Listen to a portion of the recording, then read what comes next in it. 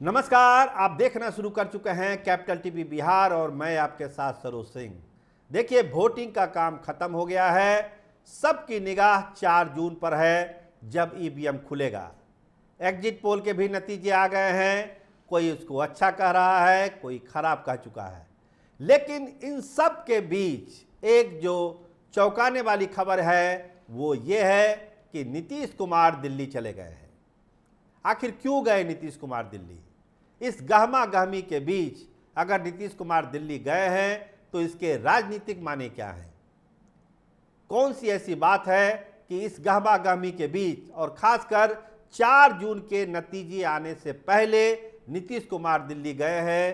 तो जरूर कोई अहम बात होगी, कोई बहुत ही महत्वपूर्ण सियासी गुफ्तगू होगी। देखिए, नीतीश कुमार दिल्ली जाते हैं तो चर्चा अपने आप में शुरू हो जाती है।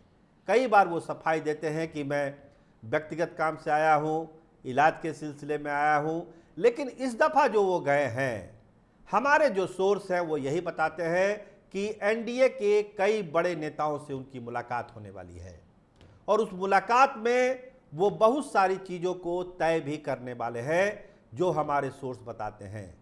4 जून के बाद की गहमा गहमी से बचने के लिए नीतीश कुमार ने ये लीजर डेट चुना है जो अभी थोड़ा सा शांति वाला है, क्योंकि मतदान खत्म हुआ है, 4 को नतीजे आने हैं तो नेताओं में थोड़ी राहत है। इंतजार 4 का है, लेकिन राहत भरा इंतजार है। लेकिन 4 को जब एक बार नतीजे आ जाएंगे तो सब नेताओं की जो व्यस्तता है काफ़ी बढ़ जाएगी। तो हो सकता है इत्मीनान से सियासी गुफ्तगू नहीं हो पाए। तो इसीलिए नीतीश कुमार गए हैं दिल्ली। और जो हमारे भरोसेमंद सूत्र बताते हैं कि नीतीश कुमार अपनी उसी मांग को लेकर गए हैं जो चुनाव से पहले वो उन्होंने रखी थी और चुनाव गठबंधन तोड़ने से पहले आरजेडी के सामने भी रखी थी।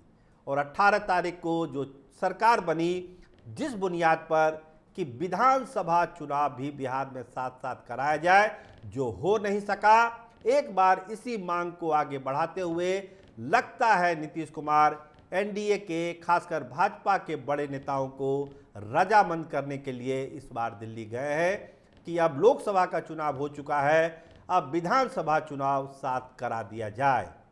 तो अब किसके साथ होगा विधानसभा चुनाव? देखिए, महाराष्ट्र में, हरियाणा में नवंबर के महीने में चुनाव होना है, विधानसभा का चुनाव होना है। कहा यह जा रहा है और जो सोच है जनता दल यूनाइटेड के नेताओं की, खासकर नीतीश कुमार की, कि इस विधानसभा के साथ ही जो 2 राज्य हैं महाराष्ट्र और हरियाणा, इसके साथ ही बिहार विधानसभा का चुनाव करा दिया जाए। तो क्या भाजपा इसके लिए रजामंद हो जाएगी? तो इसी रजामंदी पर बातचीत करने के लिए नीतीश कुमार दिल्ली गए हैं, जैसा कि बताया जा रहा है। देखिए, ऐसी बातें बहुत खुल के ऑन द कैमरा कोई कहने के लिए तैयार नहीं है, लेकिन जो एजेंडा है वो साफ है। अगर आरजेडी से रिश्ता टूटा तो इसकी बुनियाद में यही बात थी, नीतीश कुमार चाहते थे कि चुनाव हो, विधानसभा को भंग किया जाए, चुनाव कराया जाए, लेकिन हुआ नहीं। आ गए वो एनडीए के साथ। एनडीए के साथ भी यही कही गई कि आप साथ साथ चुनाव करा दीजिए लोकसभा चुनाव के साथ। लेकिन उस समय जो बात हुई है कि लोकसभा चुनाव हो जाने दीजिए, इसके बाद जो है इस पर हम लोग बात करेंगे। तो लगता है कि वो समय आ गया, वो वक्त आ गया बातचीत का, जिसका भरोसा और वादा भाजपा नेताओं ने किया था। क्या होगा, भाजपा मानेगी नहीं मानेगी, इसको लेकर अटकलें हैं, कयासबाजी है और अपनी अपनी शंकाएं भी है। जनता दल यूनाइटेड के नेताओं में भी शंकाएं हैं। जिस तरह से एग्जिट पोल आए हैं, भाजपा की सरकार बन रही है, मोदी सरकार बन रही है, भाजपा की सीटें बढ़ रही है, उस परिस्थिति में जनता दल यूनाइटेड और नीतीश कुमार की बार्गेनिंग ताकत क्या होगी, ये भी देखने वाली बात होगी।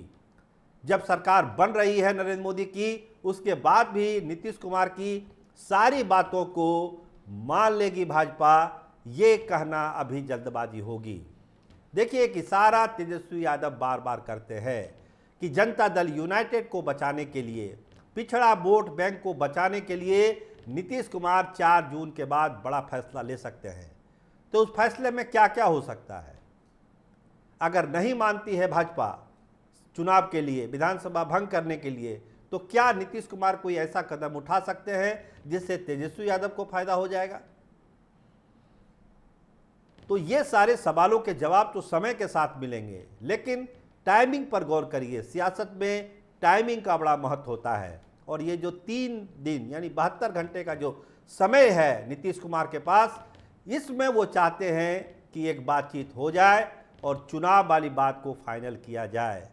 क्योंकि जो विधानसभा की मौजूदा स्थिति है, देखिए बहुत सारे एमएलए हो सकता है कि एमपी का चुनाव जीत जाएंगे, वहाँ पे बाय इलेक्शन कराना पड़ेगा। जो जनता दल यूनाइटेड के विधायकों की जो मनोदशा है, खासकर जो उनका मनोबल है, वो इतना गिरा हुआ है, उसको उठाने के लिए नीतीश कुमार कोशिश तो कर रहे हैं, लेकिन उनका बॉडी लैंग्वेज बहुत ही पुअर है। उनको भी लगता है कि पार्टी का अब क्या होगा, कैसे होगा, नीतीश कुमार का हेल्थ ठीक नहीं रहता है, तो ऐसी परिस्थिति में हमारा भविष्य क्या होगा, अगले साल विधानसभा चुनाव आने वाले हैं, हम किस हाल में रहेंगे। मतलब तरह तरह के सवाल और तरह तरह की आशंका जनता दल यूनाइटेड के विधायकों के दिल और दिमाग में है। इसका जवाब भी खोजने की कोशिश नीतीश कुमार दिल्ली में करेंगे, और ये बात जरूर करेंगे कि कैसे उनके मनोबल को बढ़ाएं, और अगर चुनाव वो कराने के लिए मना लेते हैं भाजपा को, तो हो सकता है, और चुनाव अगर भाजपा के साथ होगी, भाजपा अलायंस में होगी, तो निश्चित तौर पर ऐसे विधायकों और नेताओं का मनोबल बढ़ेगा। देखिए कितनी सीटें किसको मिलेगी नहीं मिलेगी, ये आगे की कहानी है, लेकिन पहली शर्त है ये रजामंदी कि बिहार विधानसभा को भंग करके बिहार में भी महाराष्ट्र और हरियाणा के साथ नवंबर में चुनाव कराया जाए। इस पर एक बात होनी चाहिए, और यही बात लेकर, यही संदेशा, यही प्रपोजल लेकर नीतीश कुमार दिल्ली गए हैं। देखिए होता क्या है वहाँ पर, लेकिन नज़रें सब लोग की लगी हुई है। 4 जून के नतीजे पर तो लगी ही हुई है, लेकिन बातचीत क्या होती है, 4 जून के बाद क्या होगा। सबसे बड़ा सवाल कि 4 जून के बाद होगा क्या। सरकार मोदी की बन रही है, जैसा कि एग्जिट पोल बता रहा है। सांसद जीतेंगे, 1-2 मंत्री भी जनता दल यूनाइटेड से बन जाएंगे, सारी चीज़ें हो जाएगी, लेकिन बिहार विधानसभा का क्या होगा, एमएलए का क्या होगा, बाय इलेक्शन का क्या होगा, उनके मनोबल का क्या होगा। और सबसे बड़ी बात कि लोकसभा चुनाव के बाद भाजपा नीतीश कुमार को किस हैसियत में रखती है, उनके बार्गेनिंग पावर को कितना कम करती है। अब तो कोई मजबूरी नहीं है भाजपा के सामने, भाजपा अब अपने हिसाब से फैसले ले सकती है। तो उस फैसले में नीतीश कुमार की हैसियत क्या होगी, नीतीश कुमार के आदेशों का क्या होगा, और जो तेवर और देखे जा रहे थे शुरुआती दिनों में, क्या उस तेवर में भाजपा तेजी लाएगी, इस पर भी सब लोगों की नज़र है। तो नीतीश कुमार इन सब चीज़ से बचना चाहते हैं, इसीलिए वो चाहते हैं कि विधानसभा चुनाव जल्दी से जल्दी हो जाए, ताकि एक नया मैंडेट मिले, फ्रेश मैंडेट मिले, और जो सवाल का जवाब उनको देना पड़ रहा है, उन सवालों का जवाब उनको देना ना पड़े।